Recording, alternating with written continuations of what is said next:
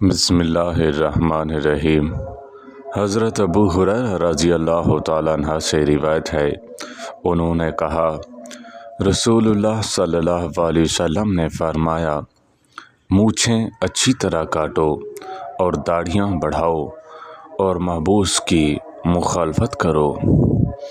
حضرت ابو ہریرہ رضی اللہ تعالیٰ عنہ سے روایت ہے، انہوں نے رسول اللہ صلی اللہ علیہ وسلم سے روایت کی، آپ صلی اللہ علیہ وسلم نے فرمایا، جب تم میں سے کوئی قضائے حاجت کی جگہ پر بیٹھے نہ تو قبلے کی طرف منہ کرے اور نہ ہی اس کی طرف پشت کرے۔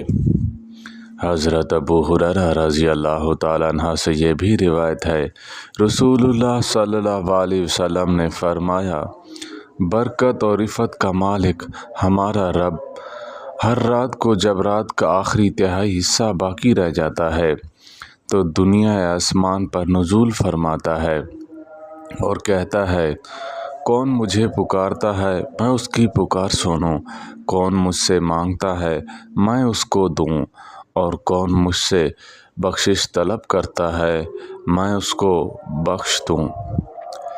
حضرت عائشہ رضی اللہ تعالیٰ عنہما سے روایت ہے، رسول اللہ صلی اللہ علیہ وسلم سے پوچھا گیا، اللہ تعالیٰ کو کون سا عمل زیادہ پسند ہے؟ آپ صلی اللہ علیہ وسلم نے فرمایا، جسے ہمیشہ کیا جائے اگرچہ وہ کم ہی کیوں نہ ہو۔